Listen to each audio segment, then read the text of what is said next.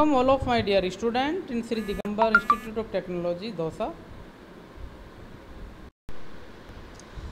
तो इस तरह से dear student, this is our 25th video lecture on basic grammar rules. Okay, so in this topics we will know about some of the importance rules and structures of the sentence. Okay, next sentence. First of all we will know about the sentence. The basic unit of speech and writing is the sentence. ठीक है, इनकी जो सबसे पहली स्थिति होती है वो हमारा एक वाक्य होता है। A sentence is a series of words that forms a complete thought. For examples, तो सेंटेंस क्या होता है? एक ऐसे शब्दों का समूह जो कि एक पूर्ण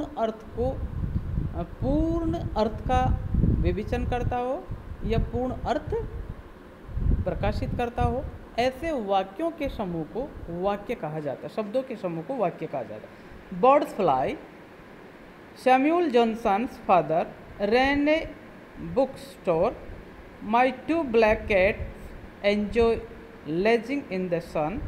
ये इस तरह से शब्दों को मिला करके, अनेक शब्दों को मिला करके जब कोई पूर्ण अर्थ निकलता हो तो उन ऐसी इकाइयों को हम वाक्य का नाम देते हैं। सब्जेक्ट, व्हेन वी स्पीक और right about something, the subject is what is being spoken about. For example, birds fly, the subject is birds. जब हम किसी चीज़ के बारे में कहा जाए या किसी को कार्य को करने वाला जो मुख्य शब्द होता है, उस वाक्य का वो शब्द सब्जेक्ट कहलाता है।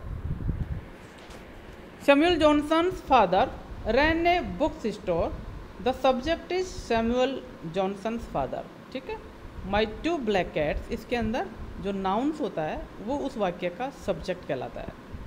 प्रेडिक्शन,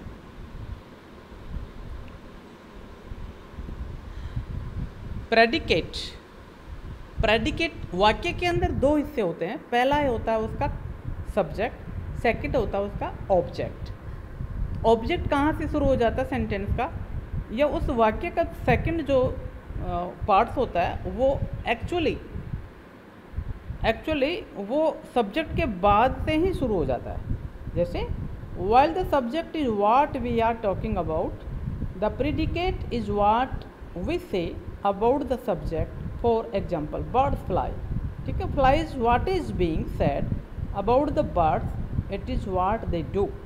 जिस चीज़ के बारे में कहा जाए या उसके कार्य को इंगित करने वाला जो शब्द होता है, वहीं से उस वाक्य का दूसरा हिस्सा शुरू हो जाता है, जिसको प्रीडिकेट बोलते हैं।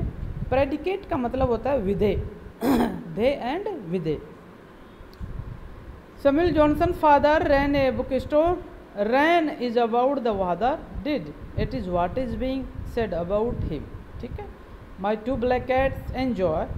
ठीक है, इसमें एंजॉय जो वर्ड्स है, यहाँ से हमारा प्रीडिकेट शुरू होता है। The remain words in the predicate ate is was, the verb by itself is called the simple predicate. The complete predicate is the verb plus any words और phrase that after the word use. ठीक है, तो हमारा वो predicate होता है।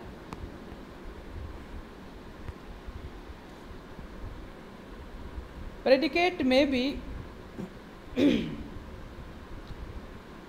be contain more than one words because some tenses require helping verbs. For example, ठीक है, predicate के अंदर एक से कहीं ज़्यादा शब्दों का समूह होता है।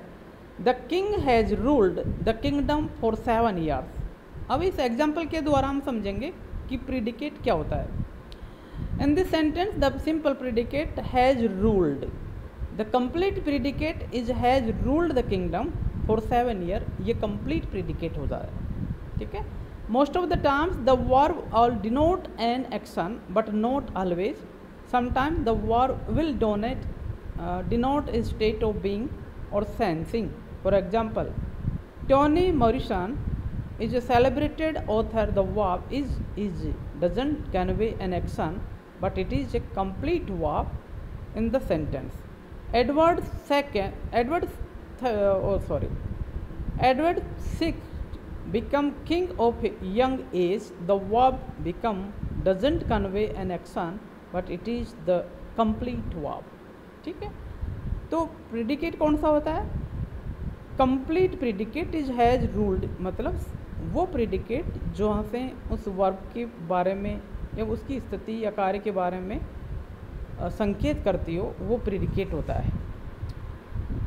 इसमें गलती क्या होती है कि the predicate always contain a complete verb, one that indicates tense. A common writing fault is threatening an incomplete verb as if it was complete. For example, incorrect, all of us laughing in the water।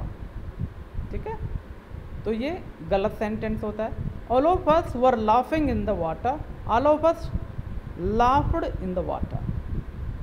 ठीक है, किसी verb के द्वारा पूर्ण अर्थ निकलता हो तो उस सेंटेंस के अंदर वो प्रेडिकेट होता है। फ्रेज एंड क्लोज, इससे क्या तात्पर्य होता है?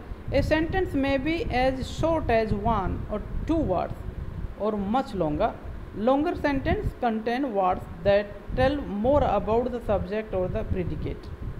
तो sometimes the words are signals describe words, sometimes they are grouped as phrase and clause. Phrase as a group of grammatically related words that doesn't contain a main verb.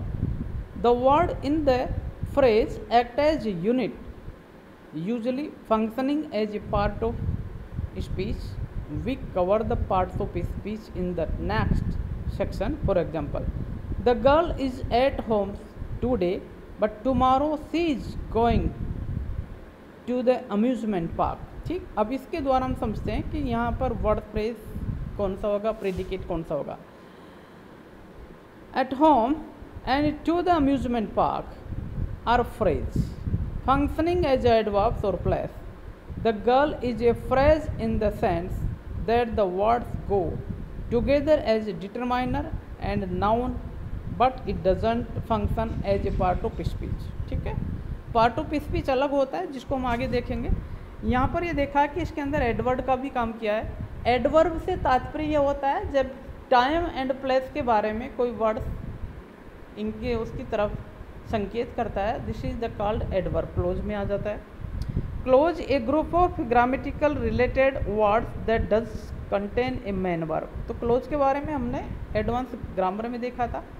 तो some clauses can stand alone as complete sentence. Such clauses are called main or independent clause. For example, ठीक है, तो कुछ ऐसे sentence होते हैं जो अपने आप में पूर्ण अर्थ निकालते हैं। ऐसे सेंटेंस हमारे इंडिपेंडेंट क्लोज होते हैं। कुछ ऐसे सेंटेंस होते हैं कि दूसरे वाक्य के बिना उसका पूर्ण अर्थ नहीं निकलता।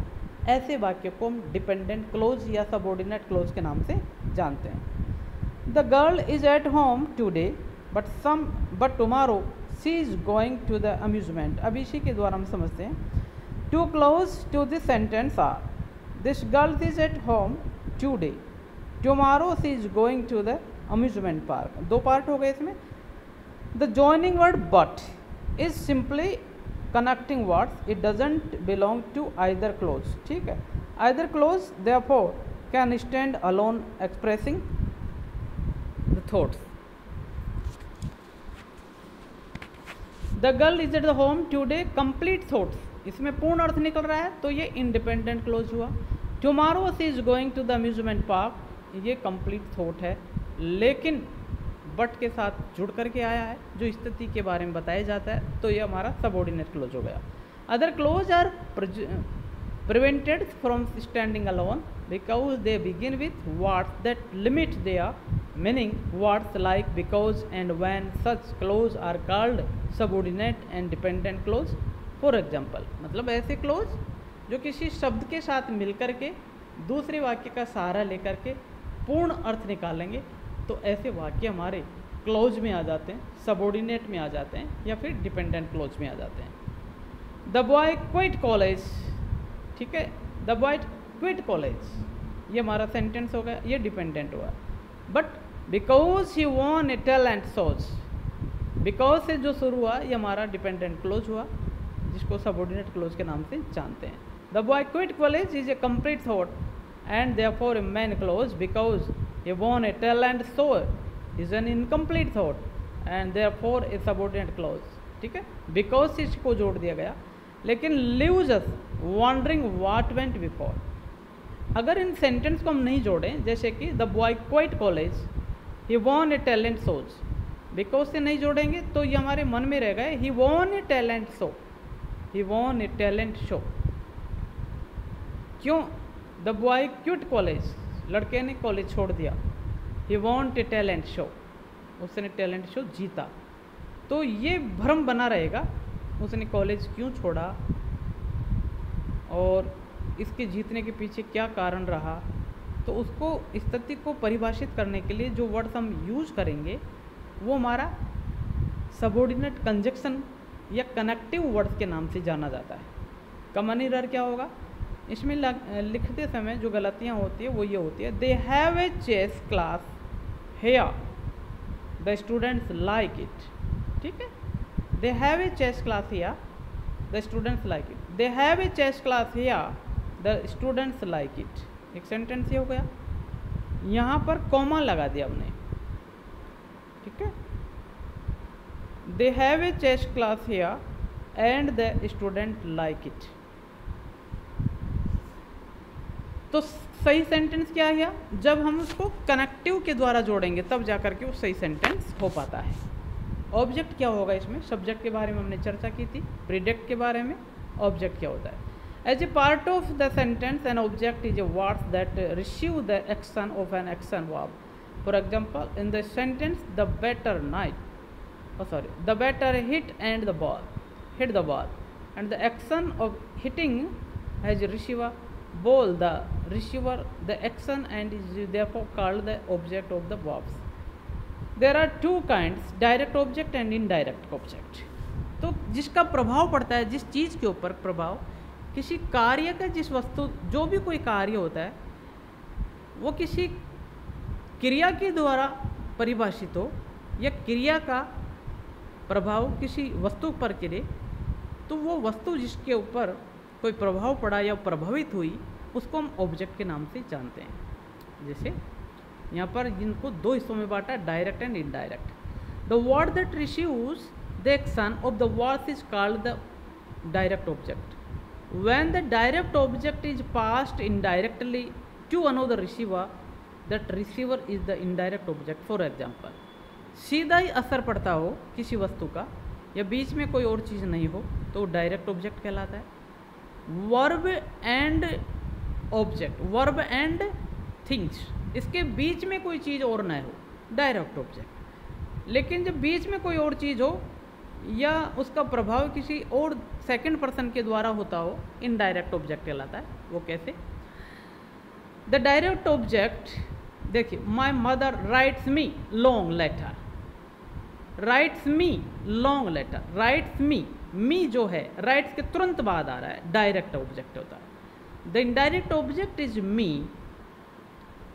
Direct object is letters, sorry, the indirect object me, letter receives the action of writing. My mother writes me long letter. ठीक है, जिस क्रिया का सीधा या कोई ऐसी क्रिया किसी दूसरे नाउन को डायरेक्टली, किसी भी नाउन को डायरेक्टली प्रभावित करती है तो डायरेक्ट ऑब्जेक्ट होता है. और उस क्रिया का असर थोड़े एक वस्तु के बाद में होता है, वो इनडायरेक्ट ऑब्जेक्ट. जैसे राइट्स मी लॉन्ग लेटर, लिखना के कार्य होता है. लिखने का काम क्या होता है? लेटर लिखना ही होता है, तो लेटर इसका डायरेक्ट हो गया. अब इस लेटर का प्रभाव सेकंड ऑब्जेक्ट पे पड़ता है, वो है मी. ठीक है, right me receives the letters. One way to tell the two objects apart is that the indirect object usually comes directly after the verbs. ठीक है, इसमें किया जो इनडायरेक्ट ऑब्जेक्ट है, अगर किसी वाक्य में दो तरह के ऑब्जेक्ट का हम यूज़ करते हैं तो पहले इनडायरेक्ट ऑब्जेक्ट आता है, इसके बाद में डायरेक्ट ऑब्जेक्ट होता है. हम इसको यूँ भी कहें, ठीक है. अब आगे देखते हैं. अनोदर, जैसे किसी वाक्य में नाउन एंड प्रोनाउन का इस्तेमाल हुआ तो noun is called the direct object और pronoun is called the indirect object. लेकिन another way to determining which object is which is to ask these questions about the verbs. Writes what? Answer letters. So direct object. Writes to whom or whom? Answer me. So indirect object.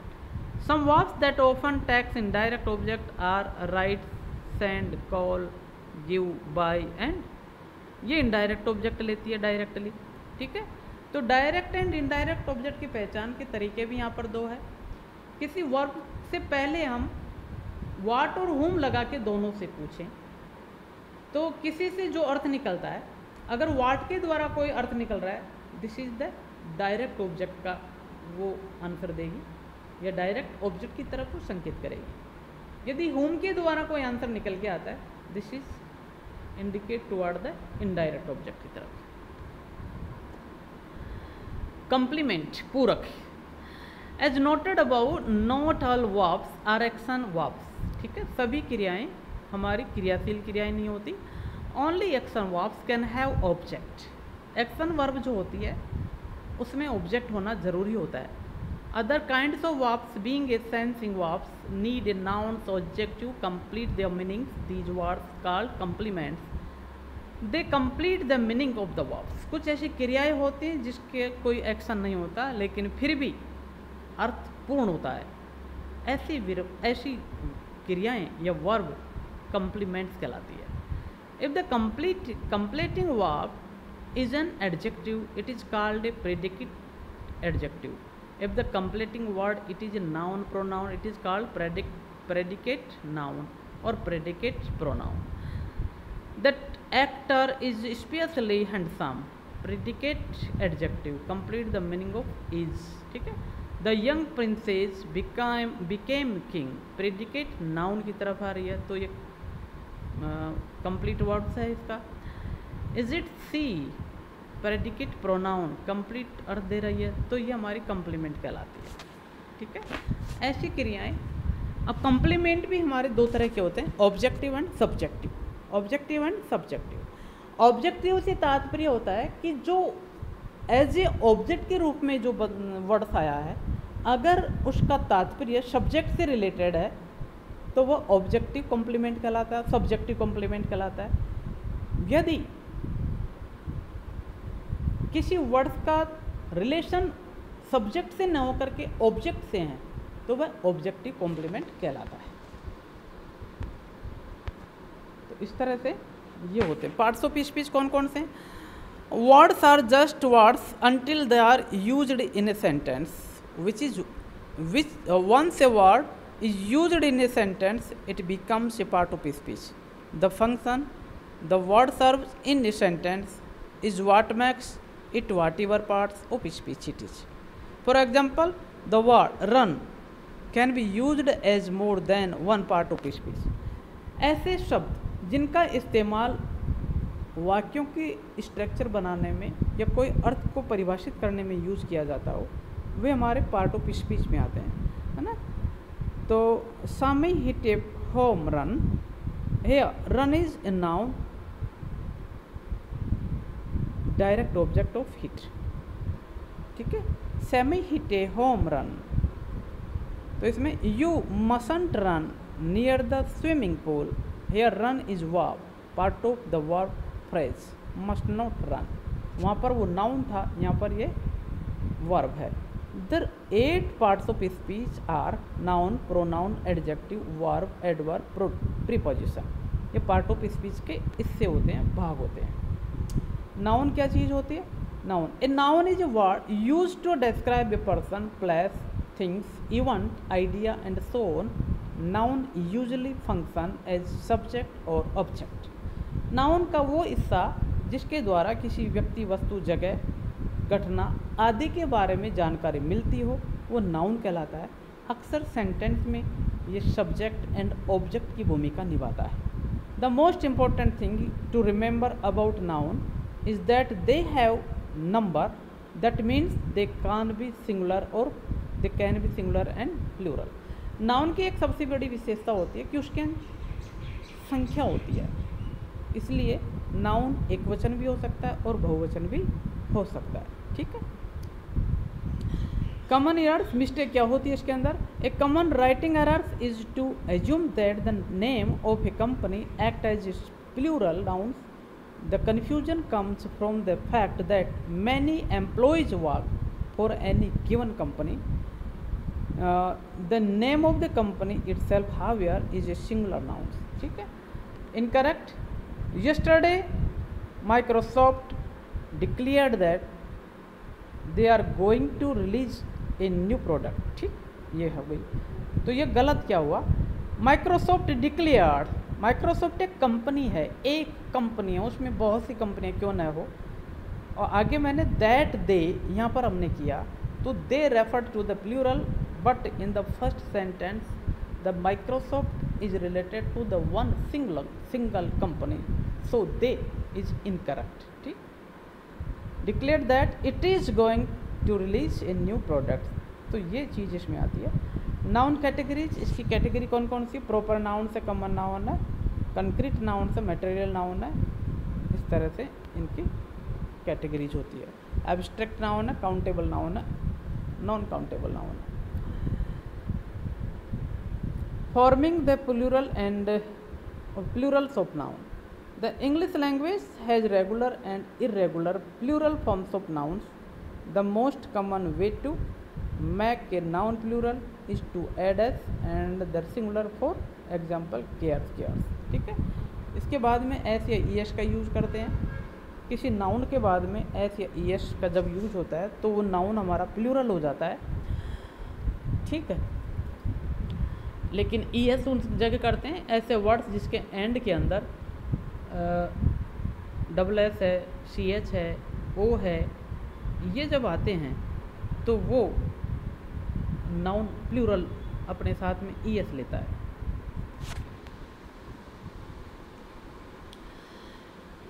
जैसे canto, cantos. ठीक है. Piano, pianos. Noun ending in is changing is to E S. ठीक. Crisis, crisis. तो ये S E S का rule था. Pronoun, the pronouns use the replace nouns in order to avoid repetitions. Compare. संज्ञा की जगह पर जो वर्ड्स यूज किया जाता है वो प्रोनाउन कहलाता है. अक्सर एक ही नाम को दोबारा उस वाक्य के अंदर लिखना सही नहीं होता, बल्कि उसकी जगह कोई दूसरा वर्ड्स यूज किया जाता है जबकि अर्थ उसी का निकलता है, वो प्रोनाउन कहलाता है. जैसे Mary didn't go to schools because Mary was sick. ये सेंटेंस है. इस सेंटेंस के अंदर मैरी का यूज़ 2 बार किया गया है. तो फर्स्ट टाइम जब यूज़ किया हमने वो ठीक है, लेकिन सेकंड टाइम मैरी किया, वो मैरी यहाँ नहीं आएगा. नाउन एक ही बार एक वाक्य में यूज होता है, सेकंड टाइम उसका दूसरा मतलब सब फॉर्म होती है जिसको प्रोनाउन बोलते हैं, वो यूज़ किया जाता है. Mary didn't go to school because she, ये इसका सेकंड फॉर्म है. This is the called pronoun but it is the forms of function as the noun. In the second sentence, is personal pronouns used to replace Mary. ठीक. Many grammatical errors arise from not understanding how to use pronouns. को किस तरह से use करें वो पता नहीं होता, तो इसका तरीका दे रखा. सब्जेक्टिव कौन सा होता है, ऑब्जेक्टिव कौन सा होता है. सब्जेक्टिव सब्जेक्ट की जगह यूज होता है, ऑब्जेक्टिव ऑब्जेक्ट की जगह यूज होता है. Me and my friends like pizza. Me and my friend, यह सेंटेंस हमारा गलत होता है. यहाँ पे होता है my friend and I like pizza. ठीक है. ये इसमें कॉमन एरर्स होती है. तो इस तरह से हमारे कुछ बेसिक ग्रामर रूल है जिसका हमें इंग्लिश लर्न करते समय सीखना होता है. Okay, thank you very much.